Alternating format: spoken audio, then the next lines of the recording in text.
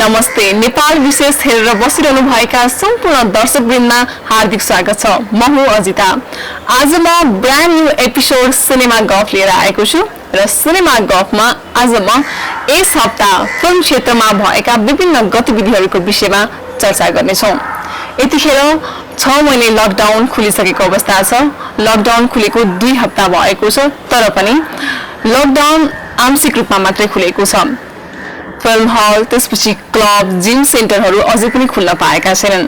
जहाँ मानिसहरूको धेरै भिडभाड हुन्छ त्यो क्षेत्र अझै पनि खुलेको छैन। तर फिल्म हल नखुले पनि यतिखेर फिल्म मेकरहरूले भने चाहिँ अब फिल्म बनाउने तर्खरमा जुट्न थाल्नु भएको छ। यसै हप्ता मात्रै पनि करिब आधा दर्जन फिल्महरूको घोषणा भएका छन्। नयाँ फिल्महरूको, केही फिल्महरूको शुभ मुहूर्त पनि गरिएको छ हैन। अब फिल्म हल कहिले खुल्छ भन्ने अन्यल भए पनि बिस्तारै फिल्म क्षेत्रलाई चलायमान बनाउन पर्छ भनेर फिल्म कर्मीहरू लाग्नु भएको छ। बिस्तारै फिल्म हल पनि कसरी हुन्छ, सावधानीका उपायहरू अपनाएर चाहिँ खुल्नुपर्छ भन्दै यतिखेर फिल्म कर्मीहरूले सल्लाहहरू पनि गरिराख्नु भएको छ र यतिखेर फिल्महरू धमाधम घोषणा भइरहेका छन्। नयाँ फिल्महरूको काम अगाडि बढिरहेको छ र यस हप्ता फिल्म घोषणा भइराख्दा पनि फिल्म छायाङ्कन कहिले हुन्छ भन्ने चाहिँ अझै पनि टुङ्गो लाग्न सकेको छैन। अहिले पनि दिनमा हजारौं जना संक्रमितहरू भेटिरहेका छन्। यसकारण पनि छायाङ्कनमा अझै पनि कठिनाइ रहेको छ। तर केही फिल्महरूको भने सुरक्षाहरू अपनाएर फिल्म सुटिङहरू पनि हुन थालेको छ। 1-2टा फिल्महरूको, त्यसको विषयमा पनि म चर्चा गर्नेछु। र आज चाहिँ म यस भिडियोमा यस हप्ता अनाउन्स गरिएका फिल्महरूका केही फिल्महरूको विषयमा चर्चा गर्न गइरहेको छु। सुरुमा कुरा गरौँ रेड वाइनको। फिल्म रेड वाइनको यस हप्ता रेड वाइन नामक फिल्मको घोषणा भएको छ र एकदम मजेदार कुरा के छ भने रेड वाइनको पक्कै पनि नाम त एकदमै मजेदार छँदैछ। र अर्को कुरा फिल्मको स्टार कास्टको कुरा गर्नुपर्दा यस फिल्ममा अहिलेका एकदमै चर्चित युथमाझ एकदमै रुचाइएका 2 जना एक्टर पल शाह र एक्ट्रेस साम्राज्ञी राज्यलक्ष्मी शाहले चाहिँ अब यो फिल्ममा सँगै काम गर्ने भएका छन्। एकदम यो पल शाह र साम्राज्ञीको फ्यान्सको लागि खुसीको कुरा चाहिँ के रहेको छ भने 2 जनाले पहिलोचोटि स्क्रिन सेयर गर्दैछन् रेड वाइन मार्फत। रेड वाइन एकदम लभ स्टोरी जनरको फिल्म बनिएको छ हैन। अब पलको के कुरा गर्नु, पलले लकडाउन अगाडि पनि पलको म यस्तो गीत गाउँछु रिलिजकै तयारीमा रहेको थियो। लकडाउनको कारण रोकियो। अब त्यो ठ्याक्क अब फिल्म हल सुचार हुने बित्तिकै त्यो फिल्म पनि रिलिज हुन्छ। त्यसपछि गएर उनी लकडाउन अगाडि 2 नम्बरी, के घर के डेरा जस्ता फिल्महरू पनि साइन गरिसकेका छन् र त्यो फिल्महरूमा उनी अनुबन्ध भएर त्यो फिल्मको केही पर्सेन्ट सुटिङ पनि गरिसकेका छन्। र लकडाउन खुल्ने बित्तिकै उनले अहिलेको अवस्थामा रेड वाइन, त्यसपछि उनले सन्तोष सेनको अपकमिङ फिल्म हुतुतु पनि साइन गरिसकेका छन्। हुतुतु पनि एकदमै बिग ब्यानर फिल्म रहेको छ र हुतुतुको कुरा गर्नुपर्दा पनि एकदमै मल्टी स्टार हुने भनिएको छ त्यस फिल्ममा हैन। कमेडी जनरको फिल्म बनिएको छ। सम्भवतः पलको पनि एकदमै नयाँ क्यारेक्टर हुतुतुमा देख्न पाइनेछ। र रेड वाइनको कुरा गर्दा पनि पलको अलिकति योभन्दा अगाडि अलिकति लजालु अनि त्यसपछि चक्लेटी बोय एकदम सिम्पल रूपमा देखिँदै आएका थिए। मलाई लाग्छ रेड वाइनमा उनी अलिकति एक्स्ट्रा क्यारेक्टरमा देखिँदैछन्। त्यसपछि साम्राज्ञीको कुरा गर्नुपर्दा साम्राज्ञीले लकडाउन पछाडि एउटा अनटाइटल फिल्म साइन गरिसकेकी छिन् भने अर्को उनको सन्तोष सेनकै फिल्म हुतुतुमा पनि सम्भावना रहेको बुझिएको छ। उनलाई त्यस फिल्मबाट पनि अफर गरिएको बुझिएको छ र त्यस फिल्ममा पनि यदि साम्राज्ञीको तर्फबाट सबै ओके भएमा पल र साम्राज्ञी त्यस फिल्ममा पनि देखिने छन्। तर अहिले कुरा गर्नुपर्दा रेड वाइनमा चाहिँ यो 2 जोडी एकदम पक्का भइसकेको छ। रेड वाइनलाई रमेश M.K. पौडेलले निर्देशन गर्दैछन्। रमेशले यसभन्दा अगाडि रुद्रप्रिया र राजा रानी निर्माण गरिसकेका छन् र उनी यही फिल्म मार्फत निर्देशकको रूपमा देखिँदैछन्। उनी हाल अमेरिकामा छन् भने यो फिल्मको प्रायः सबै सुटिङ पनि अमेरिकामा नै गरिने पनि बताइएको छ। यो फिल्मको यहाँनिर आधिकारिक घोषणा भइरहँदा यो फिल्मको छायाङ्कन अमेरिकामा गर्ने भनिएको हो र यो फिल्ममा पल र साम्राज्ञीको साथमा सन्दीप छेत्री पनि रहनेछन्।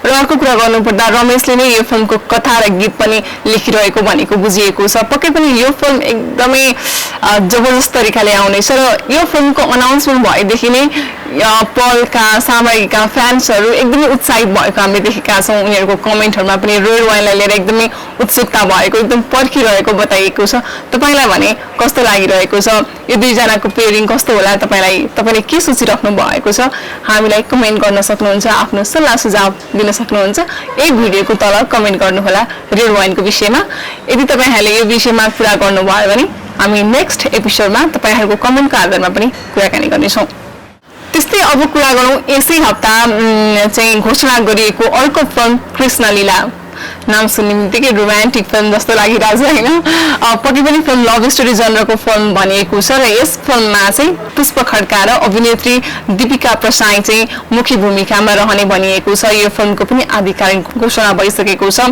यस फिल्मलाई चाहिँ दीपक ओलीले निर्देशन गर्दैछन् दीपक ओलीले यसभन्दा अगाडि पण्डित बाजेको लौरी पनि निर्देशन गरिसकेका छन् साथसाथै यस फिल्ममा पुष्प र दीपिका सँगसँगै बुद्धि तामाङ त्यसपछि रविन्द्र झाको पनि अभिनय रहने भनिएको छ र यस फिल्ममा पनि पुष्प र दीपिका पनि पहिलोचोटि स्क्रिन सेयर गर्दैछन् दीपिकाले यसभन्दा अगाडि ऐश्वर्या गरेकी थिइन् ऐश्वर्याबाट उनलाई एकदमै राम्रो रेस्पोन्स आएको थियो होइन त्यसपछि उनले फेरि फिल्मबाट अलिकति पछि हटेर विवाह गरिन् र घर जम्मा व्यस्त भइन् अहिले फेरि उनी फिल्ममा कमब्याक गर्दैछिन् उनलाई त्यतिखेर एकदमै सम्भावना बोकेकी नायिका भनेर पनि धेरै चर्चा गरिएको थियो उनको त्यसपछि पुष्प खड्काको अभिनयको पनि पछिल्लो समय एकदमै तारिफ भएको छ उनले मङ्गलम फिल्मबाट राष्ट्रिय अवार्ड नै राष्ट्रिय पुरस्कार नै हात पारे र यस फिल्ममा पनि पुष्पले भनेका थिए कि उनी अलिकति डिफ्रेन्ट क्यारेक्टरमा देखिँदैछन् उनले बिचमा धेरैवटा स्क्रिप्टहरू पढे जसमा चाहिँ उनलाई यो फिल्मको स्क्रिप्ट चाहिँ एकदम मन परेको बताएका थिए र आफू एकदम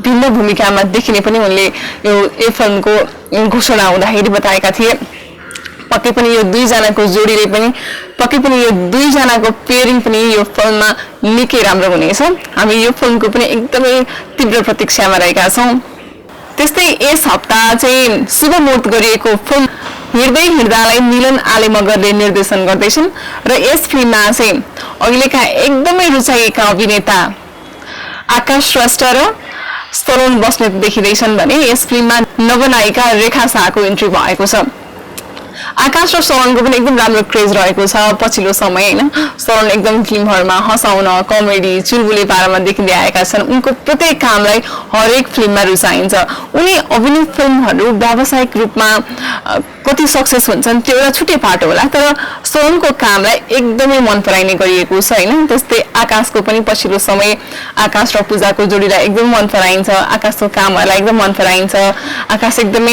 आकाशलाई पर्सनली पनि सबैजनाले मन पराइन्छ एकदमै डिसेन्ट हिरो एकदमै वेल बिहेभ्ड हिरो भनेर भनिन्छ होइन अनि उनको म्युजिक भिडियोहरू पनि आए लकडाउन पछाडि ती म्युजिक भिडियोहरूमा पनि उनलाई एकदमै रुचाइयो र अब यो हिँड्दा हिँड्दै बन्ने भएको छ ठ्याक्क यो हिँड्दा हिँड्दैको शुभ मुहूर्त गर्दाखेरि आकाशले भनेका थिए कि उनी एकदमै एक्साइटेड छन् यो फिल्मलाई लिएर किनभने उनी सरोनसँग काम गर्दैछन् सरोनको जुन बच्चा बेलाको मुभीहरू थिए उनी त्यो हेरेर एकदमै प्रभावित हुन्थे सरोनदेखि भनेर उनले भनेका थिए पक्कै पनि यी तीनजनाको स्क्रिन सेयरले यो फिल्म पक्कै पनि राम्रो बन्नेछ र यसले हामीलाई पक्कै पनि मनोरञ्जन दिन्छ भन्ने चाहिँ मलाई पर्सनली आश लागेको छ तपाईँलाई चाहिँ के लागेको छ प्रतिक्रिया दिन सक्नुहुन्छ त्यस्तै यस हप्ता घोषणा भएको अर्को फिल्मको कुरा गर्नुपर्दा निर्देशक तथा निर्माता आकाश अधिकारीले नयाँ फिल्म चाहिँ घोषणा गरेका छन् र त्यो नयाँ फिल्मको नाम चाहिँ जुटाइएको छैन अहिलेसम्म